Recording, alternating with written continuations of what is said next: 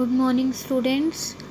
Today we will discuss your next chapter, that is chapter number 6, cash flow statement. In previous class we have finished our accounting ratio chapter. So today we will start next chapter, cash flow statement. What is cash flow statement? A cash flow statement is a statement which shows the inflow and the outflow of cash during a particular period. So cash flow statement एक ऐसी statement है जिसमें हमें cash का inflow and outflow पता चलेगा एक particular time period के लिए. सो कैश फ्लो स्टेटमेंट का ऑब्जेक्टिव क्या है? With the help of cash flow statement we can ascertain the receipt of cash, sources of cash and cash equivalent from operating activity, financing activity and investing activity. तो with the help of cash flow statement आप अपने business की तीनों activities जो operating, financing, investing है उससे आप cash के रिसिप्ट्स के रिगार्डिंग असरटेन कर सकते हो amount. And with the help of cash flow statement we also ascertain the payments of cash कि ड्यूरिंग द ईयर हमें रिसिप्ट क्या हुई है, ड्यूरिंग द ईयर हमने पेमेंट्स क्या किया है, क्या चेंज हुआ है कैश एंड कैश इक्विवेलेंट में. So to highlight the major activities that have proved cash is used during the particular period, we will prepare a cash flow statement. What are the importance of cash flow statement? With the help of cash flow statement we can plan our short term financial planning. तो cash flow statement से आप short term के लिए financial planning कर सकते हो because cash flow statement हमें हमारे कैश के सोर्सेज और उसके यूटिलाइजेशन के रिगार्डिंग इन्फॉर्म करता है. तो मैनेजमेंट के लिए ईजी होता है कि हमें डे टू डे एक्टिविटी के लिए कितना कैश मेंटेन करना है, ट्रेड पेबल या किसी और को पे करने के लिए कितना कैश मेंटेन करना है. तो useful for short term planning. Second, cash flow statement is helpful for preparing of cash budget also. अगर आप कैश फ्लो स्टेटमेंट प्रिपेयर कर रहे हो तो आप कैश का बजट भी प्रिपेयर कर सकते हो क्योंकि कैश फ्लो स्टेटमेंट से मैनेजमेंट को कैश का सरप्लस और डेफिसिट पता चलता है. इससे हमें ये पता चलता है कि कब हमारा कैश इंक्रीज़ होता है, कब डिक्रीज़ होता है. तो हम with the help of cash flow statement we can prepare over cash budget also. With the help of cash flow statement हम चेक कर सकते हैं कि स्टडी कर सकते हैं हमारे प्रॉफिट का ट्रेंड क्या है, कि हमारी कैश की पेमेंट का, रिसीप्ट का, प्रॉफिट का क्या ट्रेंड है. तो with the cash flow statement हम ये कैलकुलेट कर सकते हैं.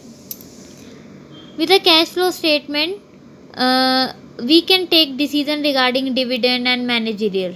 तो ये उसमें भी हमें हेल्पफुल करता है अगर हमने मैनेजरियल डिसीजन लेना है या अदर डिसीजन लेना है.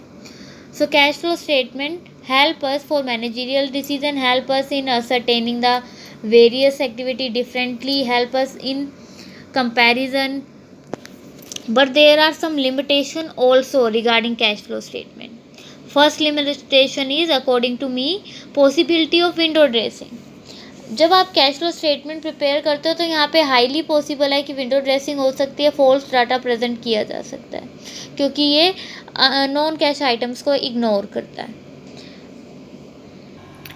Classification of cash flow.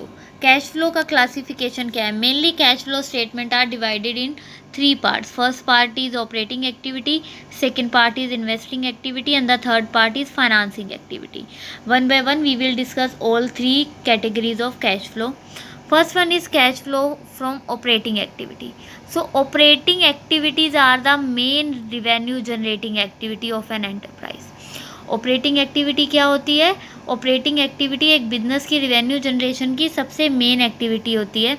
जैसे cash receipt from sale of goods, royalty receipt, fees receipt, commission receipt, cash receipt from debtors, cash receipt from bill receivable.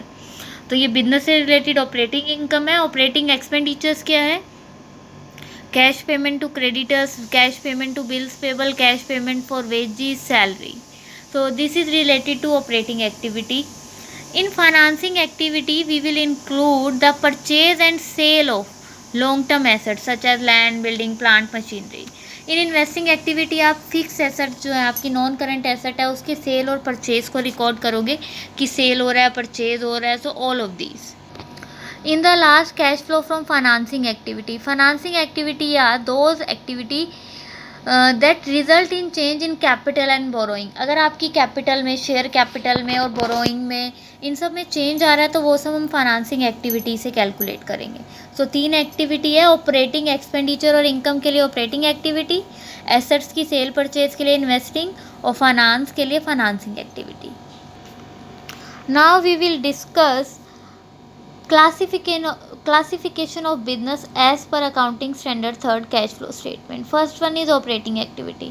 As I told you कि operating activity में business से related expenditure और income आते हैं। तो cash का inflow कब होता है? अगर आप गुड्स को सेल कर रहे हो, कैश इनफ्लो होगा रॉयल्टी, फीस, कमीशन कुछ रिसीव्ड हुए हैं, या डेटर्स या ट्रेड रिसीवेबल से कुछ रिसीव हुआ है। कैश का आउटफ्लो कब होगा? जब कैश परचेज किया है, क्रेडिटर्स को पेमेंट किया है, या किसी भी एक्सपेंडिचर्स के लिए आपने पेमेंट किया है। तो ऑपरेटिंग एक्टिविटी में कैश इनफ्लो आउटफ्लो किस पे डिपेंड करेगा? बिजनेस के ऑपरेशंस पे। Now the next 2 activity are investing and financing. Investing में अगर आप सेल कर रहे हो एसेट्स को, या एसेट की सेल से आपको कैश रिसीव्ड हो रहा है, इंटरेस्ट रिसीव्ड हो रहा है, डिविडेंड, अगर किसी भी फॉर्म में आपको कुछ रिसीव्ड हो रहा है, that is your inflow. Outflow में अगर आपने एसेट्स परचेज किया है, चाहे वो फिक्स एसेट हो चाहे वो नॉन करेंट एसेट्स हो। So last activity is financing. As a name told कि फाइनेंस से रिलेटेड जो एक्टिविटी है, अगर आप शेयर्स को इशू कर रहे हो, आपको कैश रिसीव हो रहा है तो प्रोसीड्स में, अगर आप शेयर्स को रीपे कर रहे हो देन पेमेंट्स में। तो अगर आप शेयर्स को इशू कर रहे हो या किसी भी बैंक लोन को, बोरोइंग को इशू कर रहे हो, तो उससे आपको रिसीव्ड हो जाएगा अमाउंट, और अगर आप उनको पेमेंट कर रहे हो, जैसे payment of preference share debenture या लोन, तो वो आउटफ्लो हो जाएगा। So this is 3 main activities. Tomorrow we will discuss format and a practical sum related to cash flow statement.